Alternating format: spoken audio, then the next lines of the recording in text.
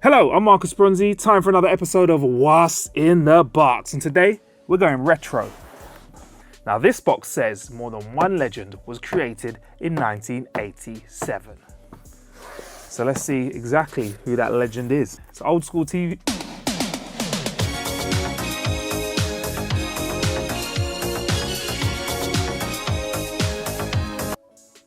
Did I just get rickrolled by a box?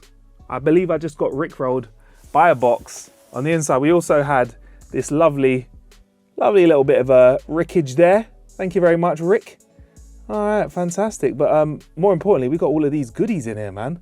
What goodies have we got in this box? Well, for starters, we've got a little bit of paperwork. I'll read quickly. Journey with us back in time to the 80s to help launch the A500 Mini. Old school vibes.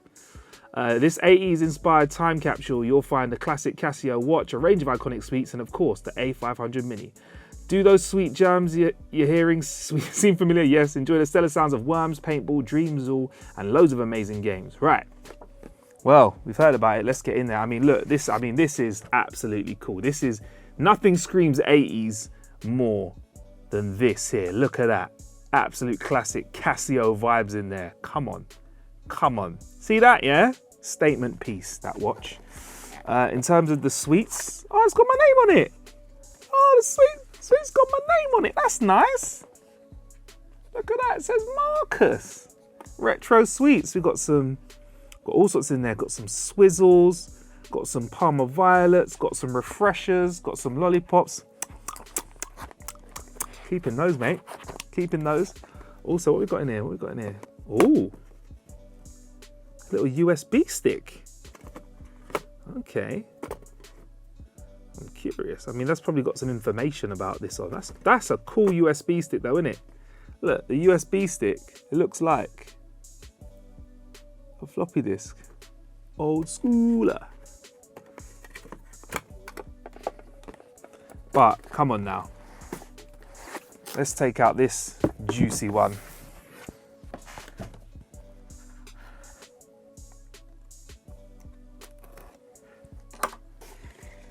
Ooh! Old school. It really is mini, because I believe the original one was a whole keyboard. So this is obviously a false keyboard, but oh wow. Look at that for detail though. That looks ace. Look at that, it is very compact as well. And if you look on the back of it there, it's got some USBs, HDMI out, a USB-C power, I believe. I think that's all we need to crack on, really. I mean, I'll probably need some control pads of sorts. There's a quick guide for it, which we'll sort that out in later on. Look at this, though. We've got a little mouse, I think. A little mouse for us to click on. Nice, a little mouse we can use, which connects via USB. Which I think we'll be connecting in there, fine. HDMI lead to connect it to what would have been called a future device. I'll put that over there. And the control pad. I mean, the fact that it has a few USBs, one USB, two USB, maybe it's got another USB to boot it up, or maybe I'll plug that third USB into it and see what happens. Oh, and that is the A500 control pad, which feels nice. Old school, it's got that old school grey to it. You know, before we had kind of cooler colour control pads. It's the colour that we had. This was cool. This is retro. YXAB button, couple of trigger buttons as well. Menu and home, and of course USB to plug it in with. Well,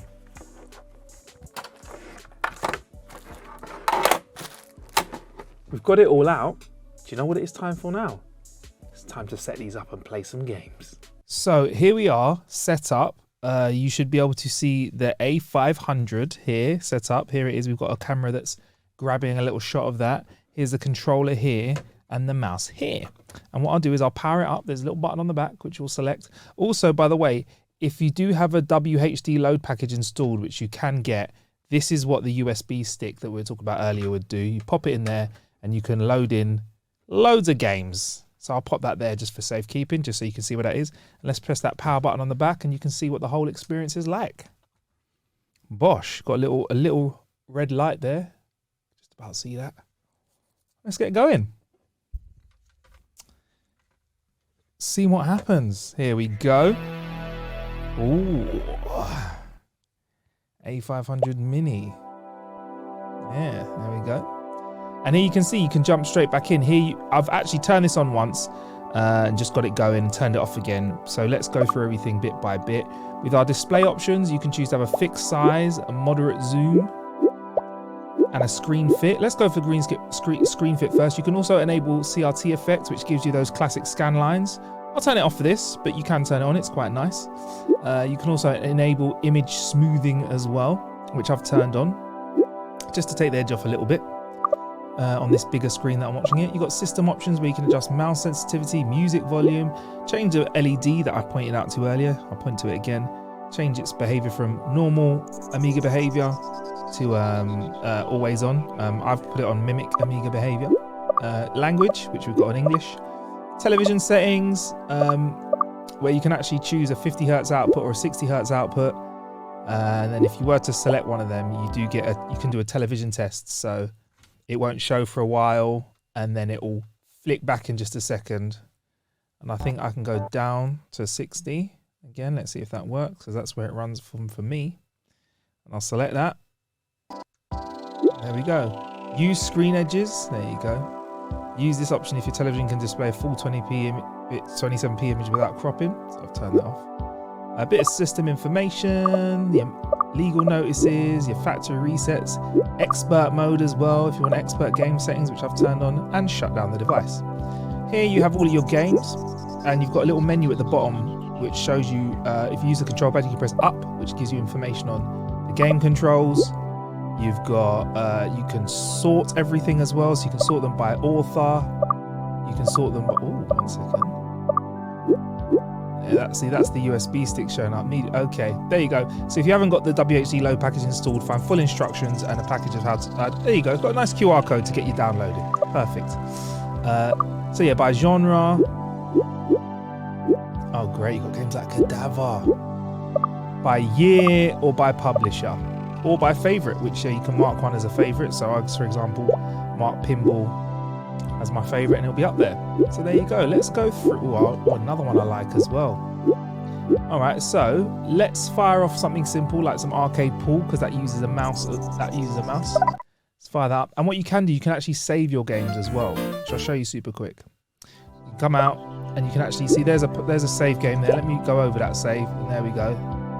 I'll lock that save, and we'll jump straight in again.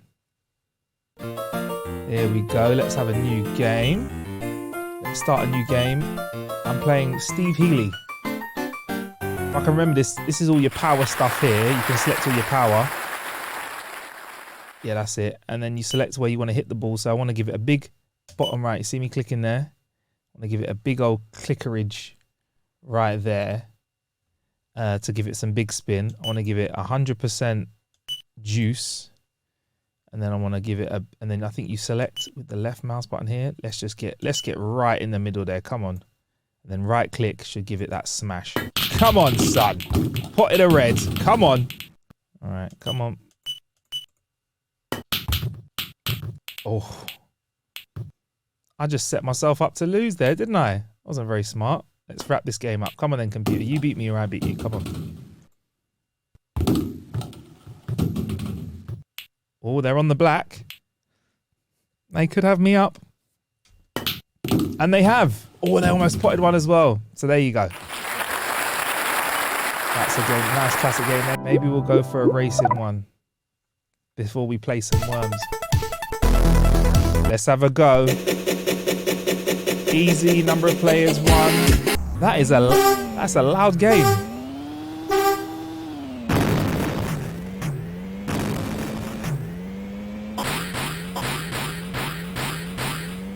Fire. For some Worms director's cut.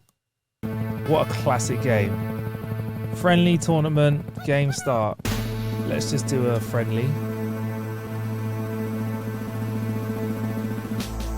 Select 2 to 4 teams. We're just gonna have 1.